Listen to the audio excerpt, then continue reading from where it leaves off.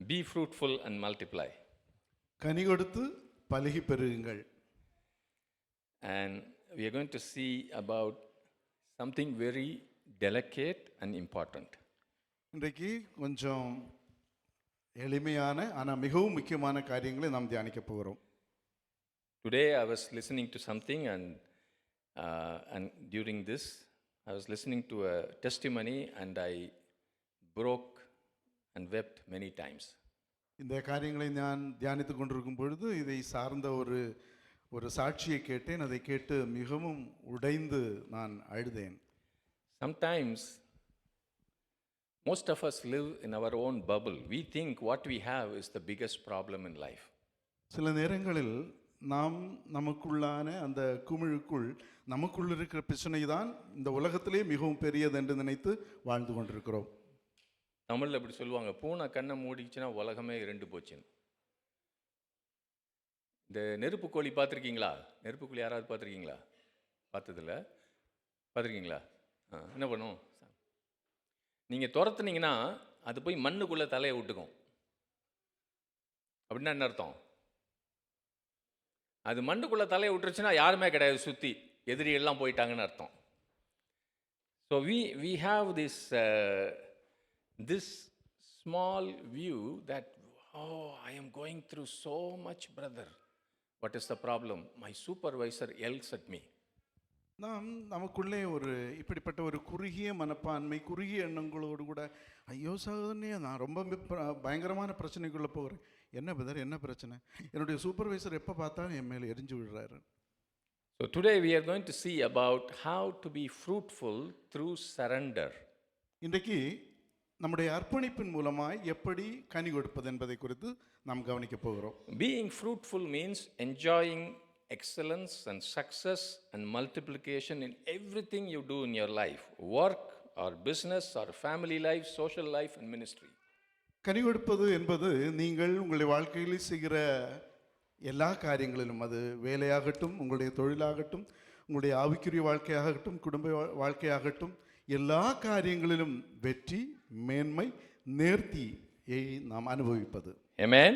Amen. Hallelujah. Hallelujah. Hallelujah. Hallelujah. Fruitfulness does not exempt anything in your life. கனி கொடுப்பது என்பது உங்களுடைய வாழ்க்கையில் உள்ள எதுவும் அதை தடுக்க முடியாது. கை வைக்கிறது மட்டும் இல்லை, கால் வைக்கிற தேசத்தை ஆசீர்வதிப்பேன்னு ஆண்டவர் சொன்னார். ஆமென். ஆமென். ஆமென். Anything you touch, even in your shadow, there must be power and fruit.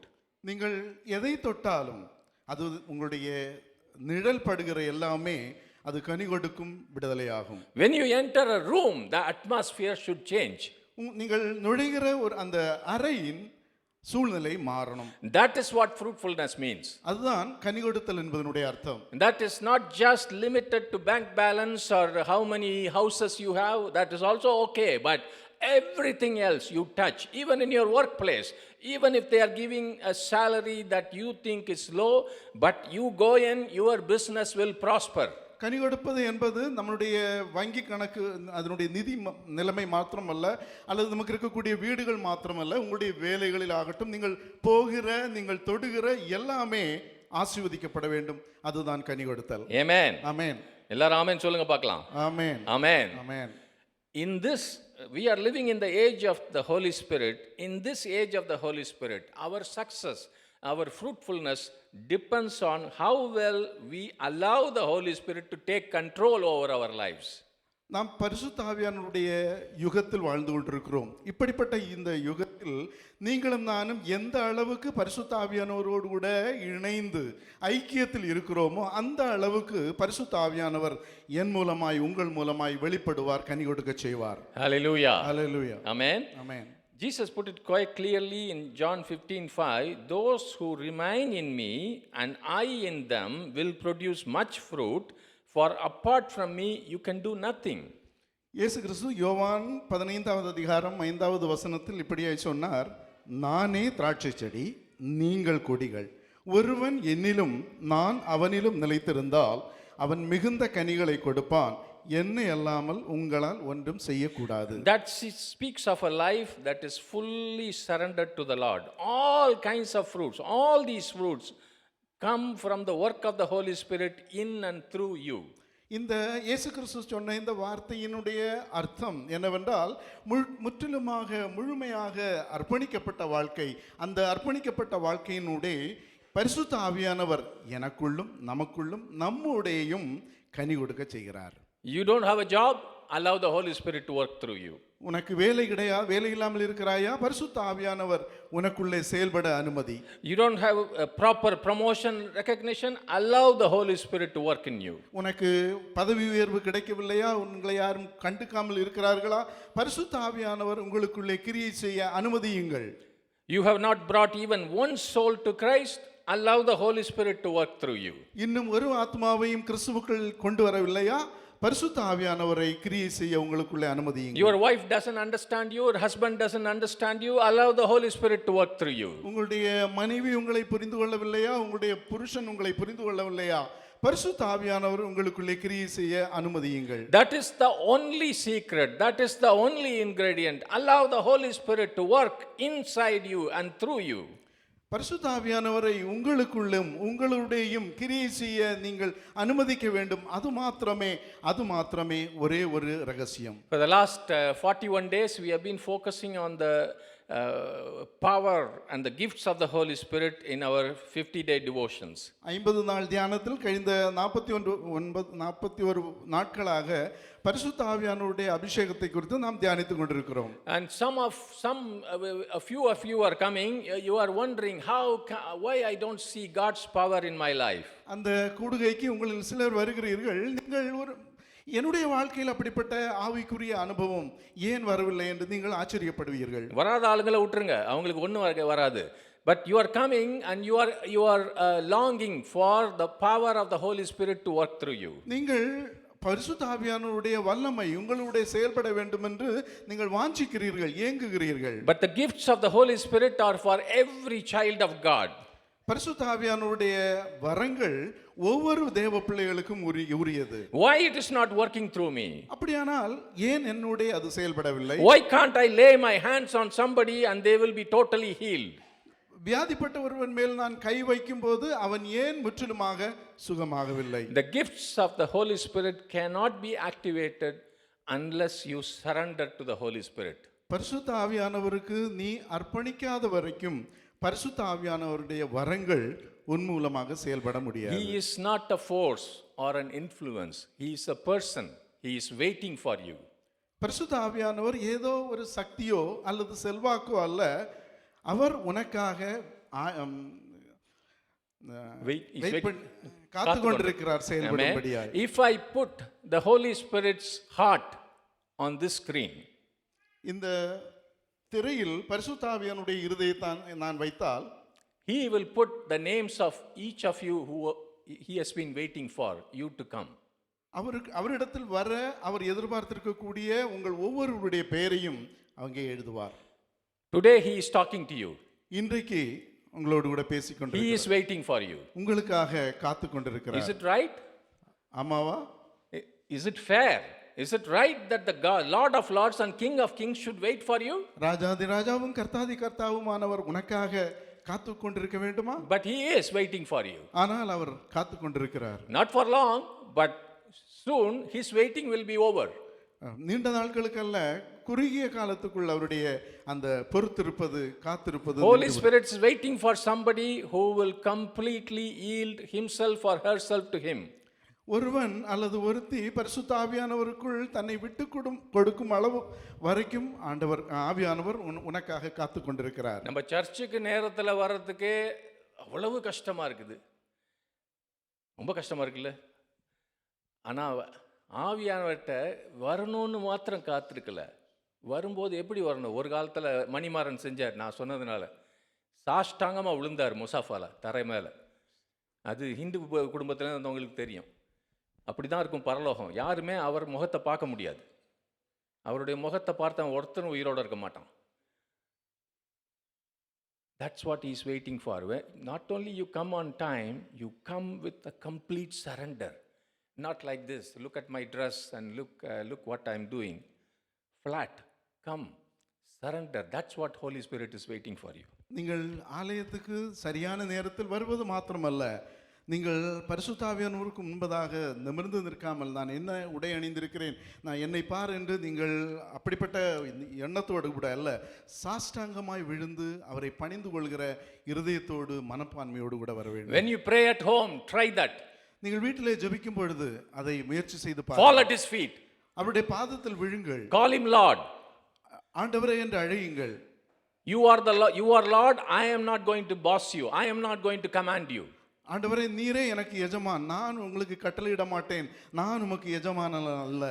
அறிக்கையிடுங்கள். The Holy Spirit does not move through people who are half-hearted or divided in their devotion. அரை மனதோடு கூட தங்களுடைய செயல்பாடுகளில் இருமனம் உள்ளவர்களாக இருக்கக்கூடிய மனுஷனிடத்தில் பரிசுத்த ஆவியானவர் தன்னுடைய செயலை செய்ய மாட்டார். Amen. ஆமென். நம்ம சாப்பிடும்போது பொறையேறுன்னு சொல்லுவாங்கல்ல, உங்கள் ஊரில் என்ன சொல்லுவாங்கன்னு தெரியாது. பொறையேறு தான் சொல்லுவாங்க. நாகர்கோயிலில் என்ன சொல்லுவாங்க? பொறையேறு தான் சொல்லுவாங்க. ஏன் பொறையேறுதுன்னு தெரியுமா? இங்கே தான் இருக்காரு. ஏன் பொறையேறுதும்? பொறையேறுதும் அதுக்கு தெரியல. பார்த்தீங்களா, சாப்பாடு சாப்பிடும்போது இப்படி மூக்கிலலாம் வருமே, ஏன் அது? அதுக்கு பேர் என்ன? என்னவா? நாசியில் இல்ல. ஓகே, நாசியில் ஏறுறது. ஏன் வருது அது? somebody thinking ஜானி ஏமாத்திருக்காங்க அவங்க அம்மா.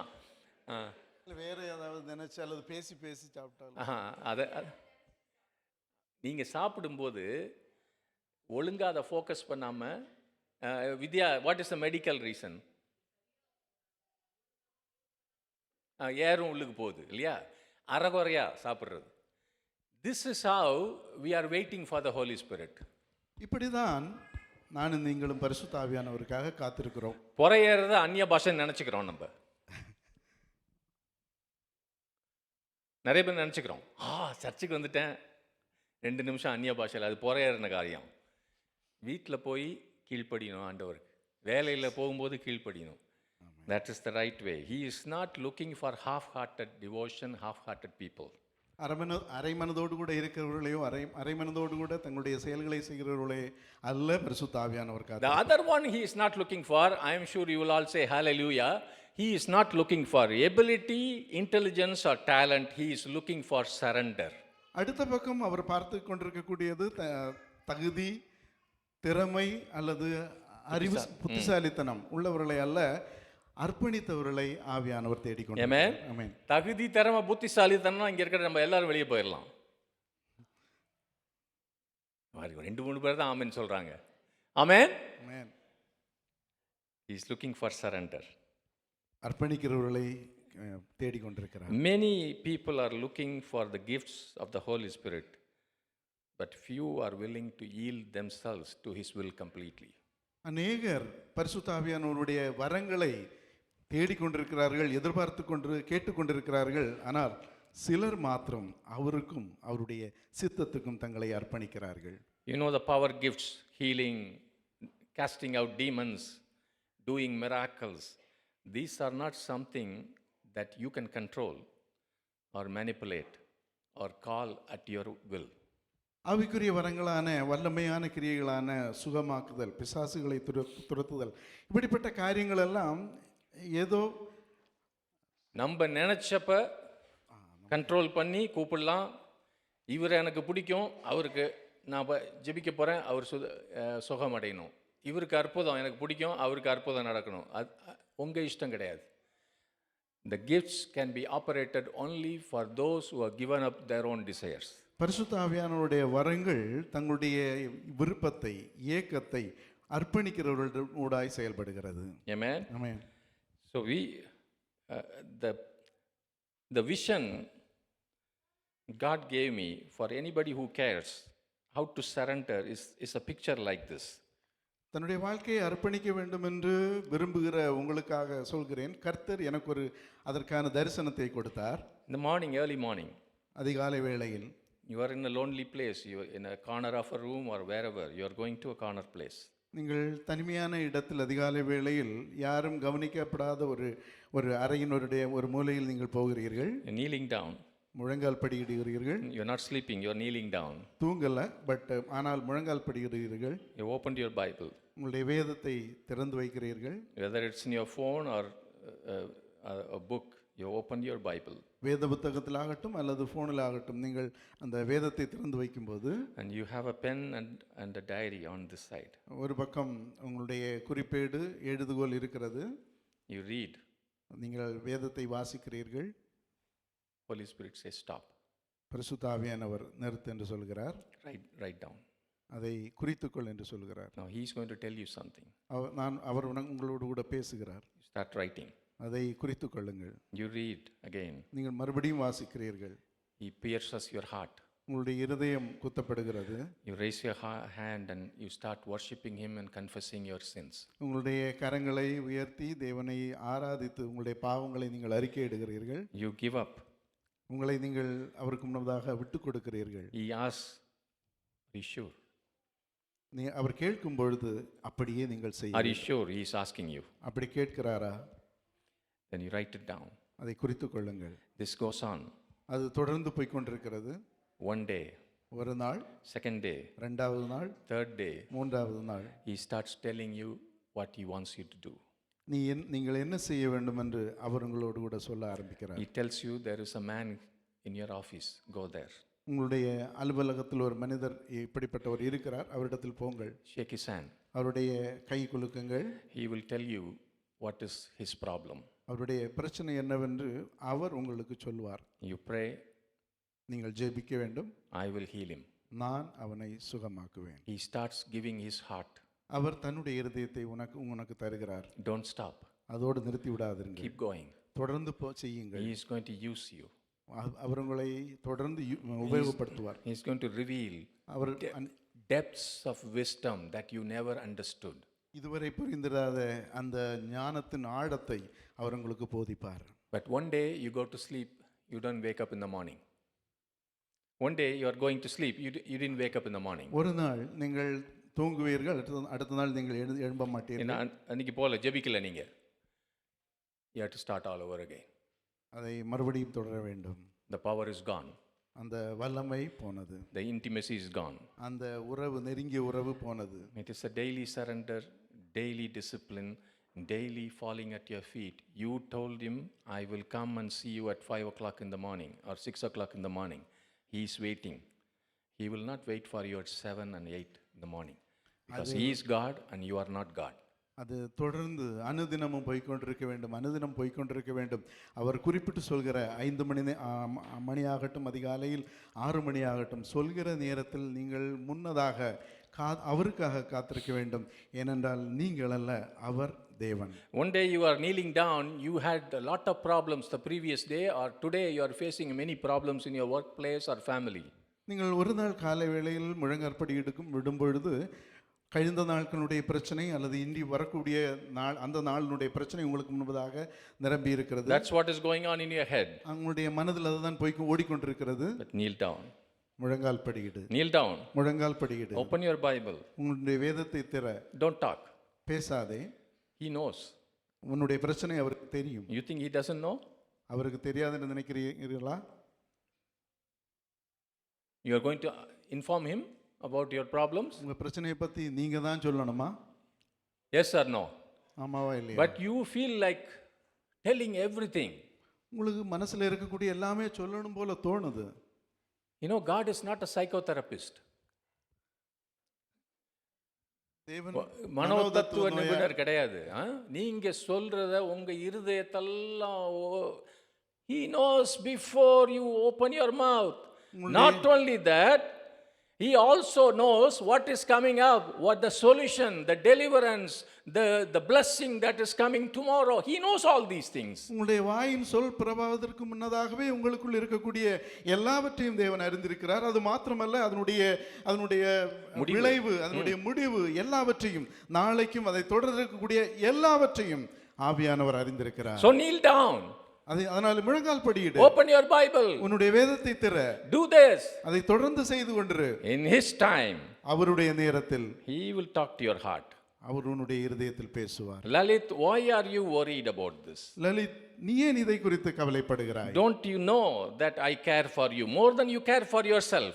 உன்னை குறித்து நீ கவலையா இருப்பதை காட்டிலும் அதிகமாய் நான் உன்னை குறித்து கரிசனை உள்ளவனாய் இருக்கிறேன். That is enough. அது போதும். Hallelujah. ஹalleluya. Amen. ஆமென். God always talks. தேவன் எப்பொழுதும் பேசுகிறார். He always talks. எப்பொழுதும் பேசுகிறார். But not what you want to hear. ஆனால் நீங்கள் என்ன கேட்க வேண்டும் என்று விரும்புகிறீர்களோ அது அல்ல. But what he wants you to hear. அவர் நீ என்ன கேட்க வேண்டும் என்று அவர் விரும்புகிறாரோ அதை பேசுவார். Amen. Amen. Hallelujah. Hallelujah. If you go to a college, big college, நீங்கள் ஒரு பெரிய கல்லூரிக்கு போகிறீர்கள், and the professor is standing in the middle, முன்னால ப்ரொஃபசர் நிற்கிறார், and let's say Sampath is the student. Sampath மாணவன் என்று வைத்துக் கொள்ளுங்கள். Before he starts talking, Sampath puts his hand up. அந்த ப்ரொஃபசர் பேசுகிறதுக்கு முன்னாடியே சம்பத் கையை தூக்குறாரு. I have a question, professor. Professor, எனக்கு ஒரு கேள்வி இருக்குது. What will professor say? அந்த ப்ரொஃபசர் என்ன சொல்லுவார்? This has happened in classes, okay? வகுப்புகளில் இப்படி தான் நடக்கும் அநேக நேரம். And this is what is happening in your prayer room all the time. உங்களுடைய ஜெப அறையிலும் எப்பொழுதும் இதுதான் நடந்து கொண்டிருக்கு. You put your hand up, Lord, do you know? நீங்க உங்க கையை தூக்கி, ஆண்டவரே உங்களுக்கு தெரியுமா? Or do you know my problem? என்னுடைய பிரச்சனையை பத்தி உங்களுக்கு என்ன தெரியும்? What is professor going to say? அந்த ப்ரொஃபசர் என்ன சொல்ல போறார்? வாயை மூடு. Amen. ஆமென். திருப்பி சம்பத் கை தூக்கி போட்டாருன்னா என்ன சொல்லுவாங்க? அடுத்த நாள் சம்பத் கிளாஸுக்கு வர மாட்டாரு, இல்லாட்டி ப்ரொஃபஸர் கிளாஸுக்கு வர மாட்டார். ரெண்டுல ஒன்று நடக்கும் இல்லையா? You understand? புரிந்து கொண்டீர்களா? So this is what we do with the Holy Spirit. We think we can boss around, we can push him around, we can command him, we can request, we can plead, we can inform. Forget all that. இதைத்தான் நானும் நீங்களும் செய்து கொண்டிருக்கிறோம். பரிசுத்த ஆவியானவரோடு அவரை நாம் பலவந்தப்படுத்துகிறோம், அவரிடத்தில் விண்ணப்பம் செய்கிறோம், வேண்டிக் கொள்கிறோம், எப்படியாவது இதை செய்து பெற்றுக்கொள்ளும்படியாய் நாம் அவருக்கு அறிவுறுத்துகிறோம். அதை விட்டு விடுங்கள். Teachers and pastors have taught you for a long time. Prayer is the time where you have to go blah blah blah blah blah blah blah blah blah blah blah. You have to keep on talking. That is what people do here in the church, and that's what you think you should do in your time, prayer time. நம்முடைய போதகர்கள், நம்மை போதித்தவர்கள் ஜெபிக்கும் பொழுது நீங்கள் போய் அப்படியே வாய் போட்டு அலப்ப வேண்டும் என்று சொல்லி நமக்கு கற்றுக் கொடுத்திருக்கிறார்கள்.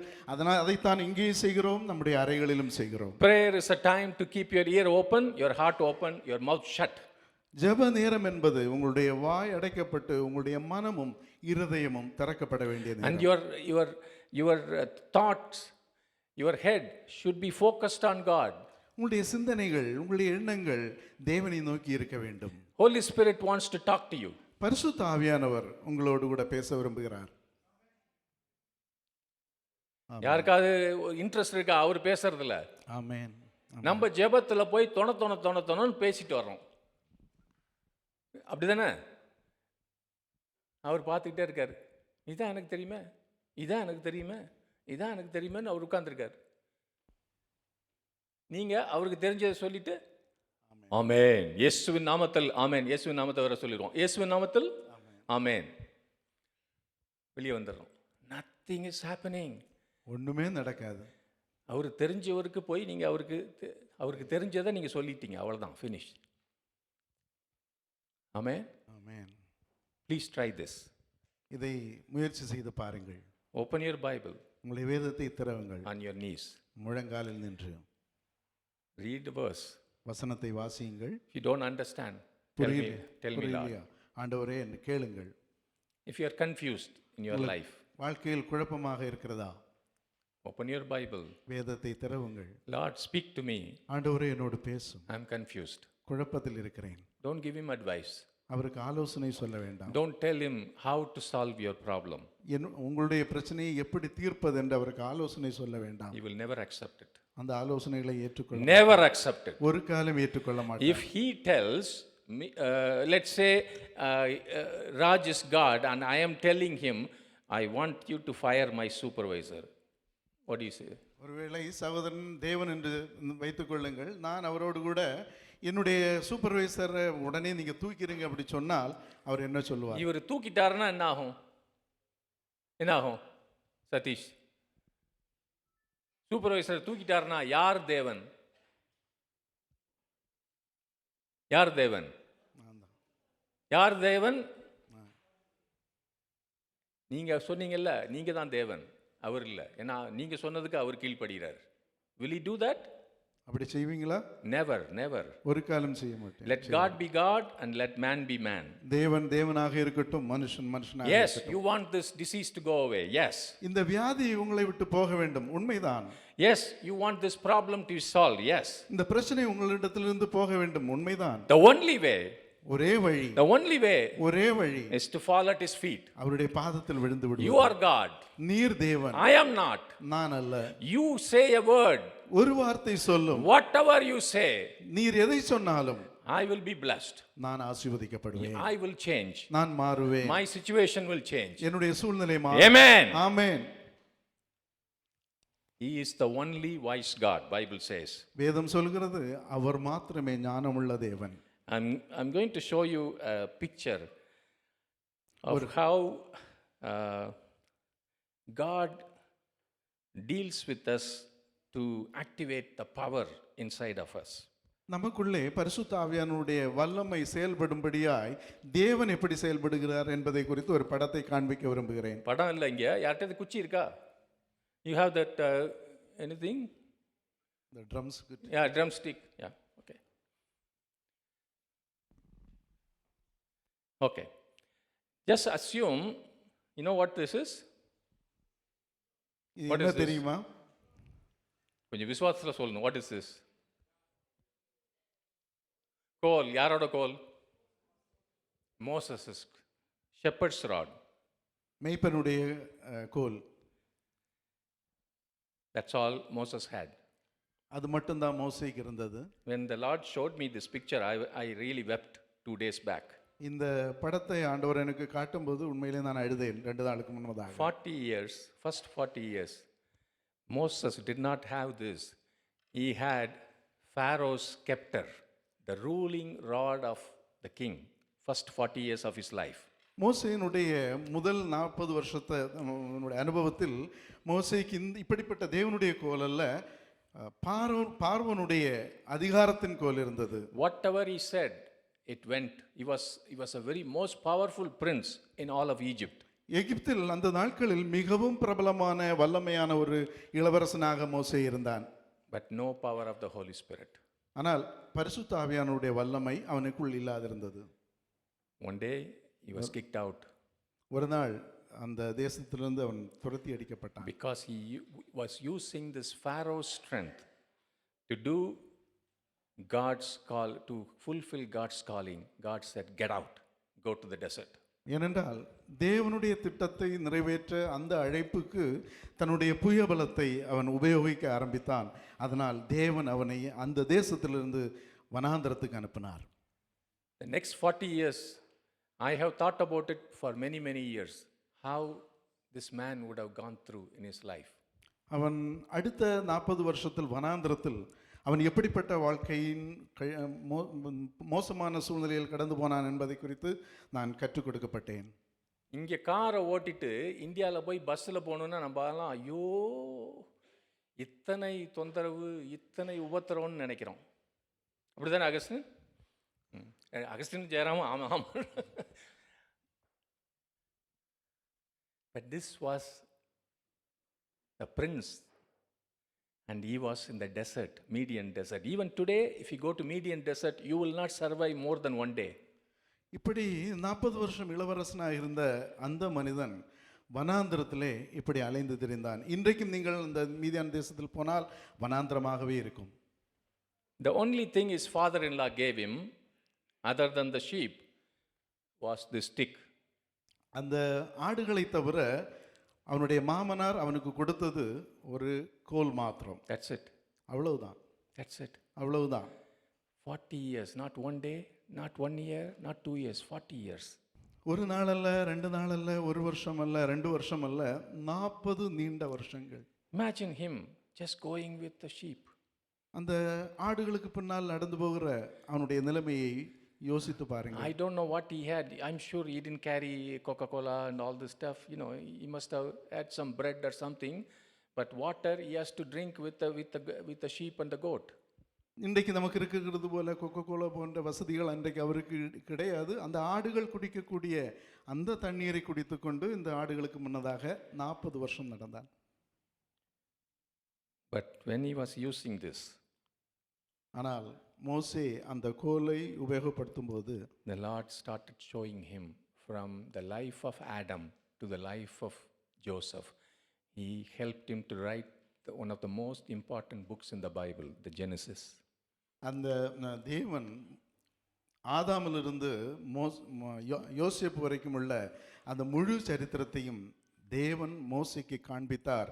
வேதத்தில் மிகவும் முக்கியமான ஒரு புஸ்தகத்தை எழுதும்படிக்கு தேவன் மோசேக்கு வாய்ப்பளித்தார்.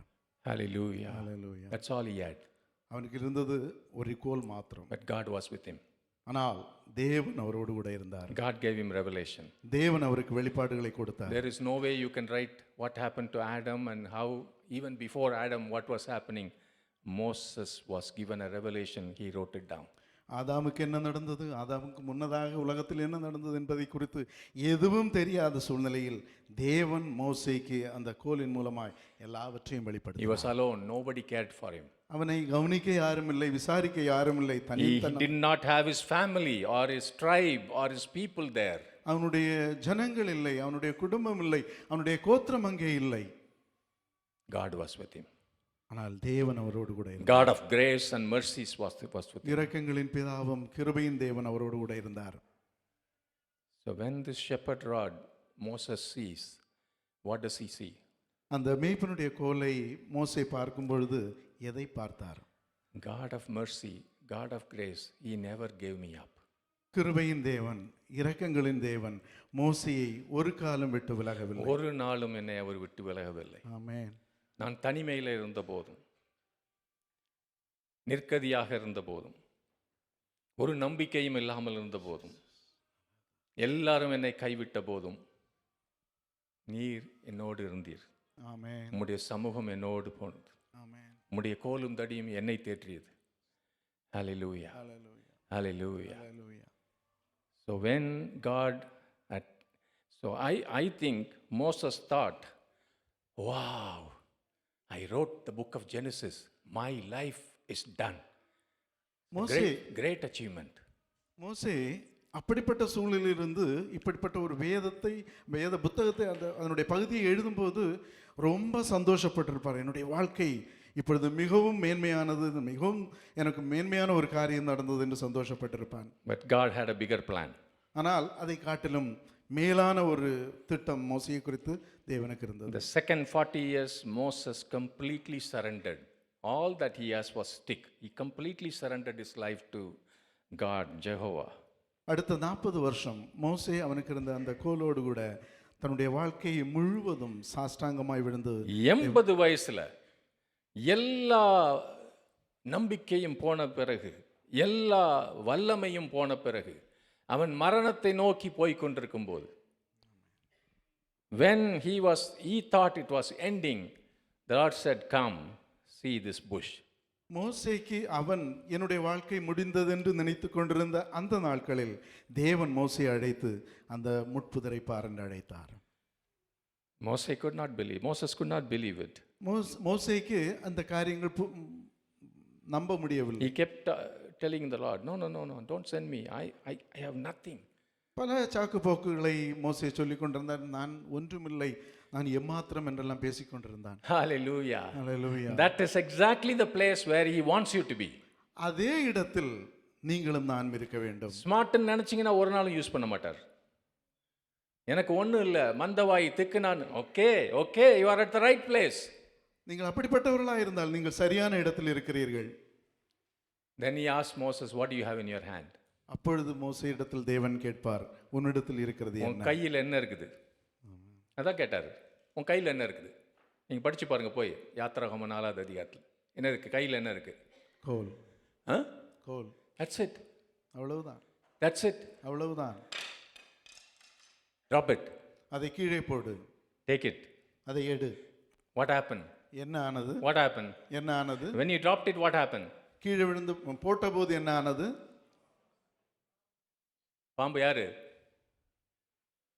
நம்ம எல்லாரை விட மோசஸுக்கு தெரியும், மோசைக்கு தெரியும் இல்லையா? அவன் தான் ஆதி ஆகமம் எழுதுனவன். ஆதி சர்ப்பத்தை பற்றி அவனுக்கு ஆண்டவர் சொல்லியிருந்தார். அவன் சொல்லியிருக்காட்டி நமக்கு தெரியாது. பாம்பு இருக்குது. என்ன சொன்னார்? வாலைப்பிடி. வாழைப்பிடி. ஃபினிஷ். கழுத்தை பிடிச்ச யாரை வேணால் பிடிச்சி இது பண்ணலாம். நீங்கள் பாம்பு பிடிச்சவங்களுக்கு தெரியும்.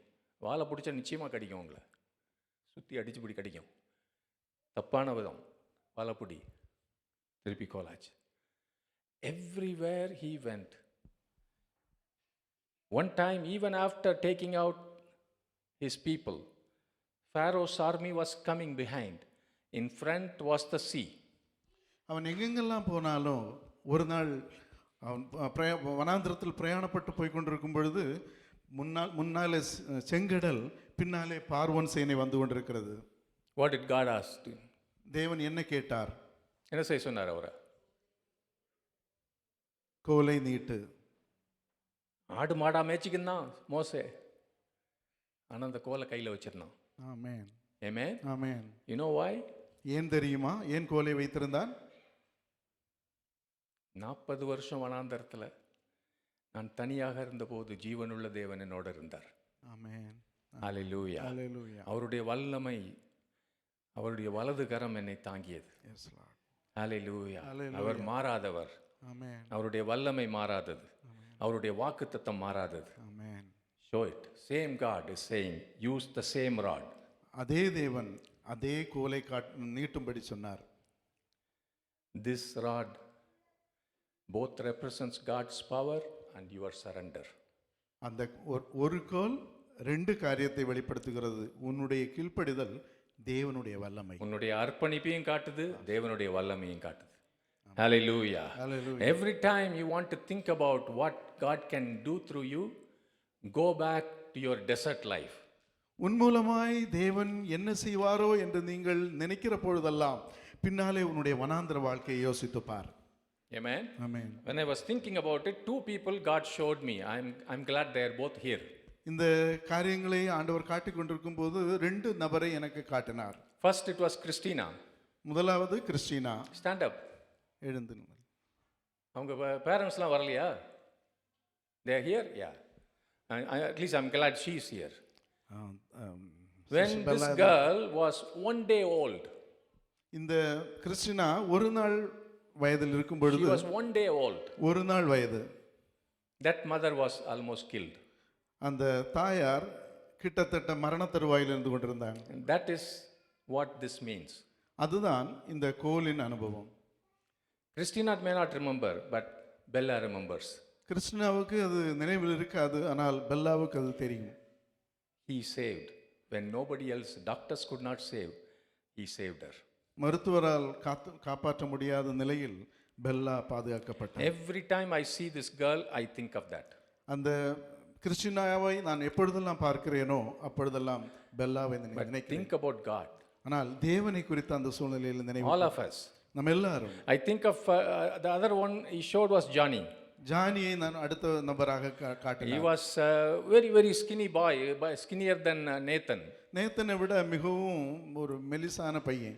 In our station wagon, in the back side, he will sit with 3 other people when we go to Musafa camp. Mustafa கேம்ப்ல பைபிள் ஸ்டடிக்கு போகும்போது ஜானி என்னுடைய காருக்கு பின்னால மற்ற 3 பேர் கூட உட்கார்ந்திருப்பார். I am nobody, but God is the ancient of days. He knows you. He has seen you even before you were formed in your mother's womb. He knows you. நான் ஒன்றுமில்லை, ஆனால் தேவன் காலாகாலங்களில் அதற்கு முன்னதாக உங்களுடைய தாயின் கருவில் உருவாவதற்கு முன்னதாக உன்னை கண்டிருக்கிறார். நம்ம எல்லாருக்கும் மோசே அந்த 40 வருஷம் வனாந்தரத்தில் இருந்த அனுபவம் நம்ம எல்லாருக்கும் இருக்குதா இல்லையா? ஆமென். ஆமென். ஆமென். அது 1 வருஷமா இருக்கலாம், 5 வருஷமா இருக்கலாம், 10 வருஷமா இருக்கலாம். நீங்க கதறின நாட்கள் உண்டு. எனக்கு நம்பிக்கை இல்லைன்னு சொன்ன நாட்கள் உண்டா இல்லையா? ஆமென். Amen. You know, God remembers that He was faithful to you. He was faithful to you. That is your rod. தேவன் உண்மையுள்ளவராய் இருக்கிறார். அவர் அதை நினைவு கூறுகிறார். அதுதான் அந்த கோல். You go back to that. அந்த காரியங்களை மனதில் நினைவில் கொண்டு வாருங்கள். Don't think about, don't raise your collar and say, I am somebody now. இந்த காலரை தூக்கி நான் இன்னான் என்று மேன்மை Go பாராட்டாதிருங்கள். back to that. அந்த அனுபவத்திற்கு நினைவில் கொள்ளுங்கள். He was faithful. Our உண்மையுள்ளவராயிருந்தார். He rescued you. அந்த இடத்திலிருந்து உன்னை மீட்டுக் கொண்டார். Amen. Amen. This brother may remember because he was younger than me in my college days. I had only 2 shirts, 2 pants. I have to wash every other day. எனக்கு 2 pant shirt மட்டும்தான் இருந்தது. ஒவ்வொரு நாளும் நான் அதை துவைக்க வேண்டும். கல்லூரி நாட்களில் அதை சகோதரன் அறிவார். That is my shepherd rod day. அதுதான் என்னுடைய மேய்ப்பனின் கோல். Even if I go back after many years, they'll always tell in Trichy and Tanjore, oh, you used to wear that red black shirt. அநேக வருஷங்களுக்கு பிறகு நான் எப்பொழுதெல்லாம் திருச்சியில் போவேனோ அப்பொழுது அவர்கள் சொல்வார்கள், நீ அந்த சிவப்பு சட்டையை போட்டிருக்க இந்த ஞாபகம் இருக்கா கேட்பாங்க. Because that's all I had. ஏன்னா அந்த நாட்களில் எனக்கு அது மட்டும்தான் இருந்தது. So never forget. அதை மறவாதிருப்பாய். Never forget. ஒரு காலம் மறந்து விடாதிருங்கள். Moses with 3 million people, he still had his shepherd rod. மோசேக்கு 3 லட்சம் பேர் இருந்தார்கள். ஆனால் அப்பொழுதும் அந்த கோலை வைத்திருந்தான். Amen. ஆமென். நீங்க எங்க இருந்து வந்தீங்கன்னு மறந்துடாதீங்க. உங்க தேவன் உண்மை உள்ளவர். ஆமென். உங்களை நீ படுகொலியிலிருந்து வெளியெடுத்தார். ஆமென். பரிதாபமான நிலைமையிலிருந்து வெளியெடுத்தார். ஆமென். அதுதான் நம்ம தினம் வாரம் சொல்றோம், ஆத்மாவே கர்த்தரை ஸ்துதி, அவர் செய்த சகல உபகாரங்களை மறவாதே. ஆமென். Amen. When you think, when you fall down, நீங்கள் அதை நினைவு கூறும் பொழுது நீங்கள் சாஷ்டாங்கமாக அந்த விழுவீர்கள். கண்ணீரின் நாட்களிலே உன்னை காப்பாற்றிய தேவன் இன்றைக்கு காப்பாற்ற மாட்டாரா? ஆமென். ஆமென். அந்த கதறிய நாட்களிலே உன்னை உபயோகப்படுத்திய தேவன் இன்றைக்கு உபயோகப்படுத்துவாரா இல்லையா? ஆமென். ஆமென். ஆமென். Use the shepherd rod, that's enough. அந்த மேய்ப்பனுடைய கோலை உபயோகப்படுத்துங்கள். அது போதும். Everything else is surrender. மற்ற எல்லாமே சரணடைவது. He's not asking for your smarts.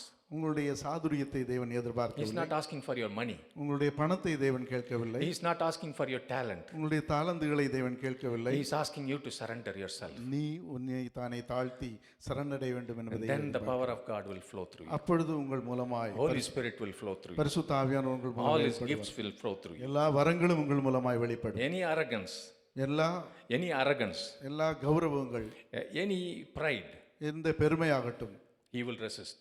அதை எதிர்த்து நிற்கிறார். He will never accept. அதை ஏற்றுக்கொள்ள மாட்டார். Just surrender. சரணடைய வேண்டும். Amen. ஆமென். கொஞ்ச நேரம் எழுந்துச்சு செய்வோமா?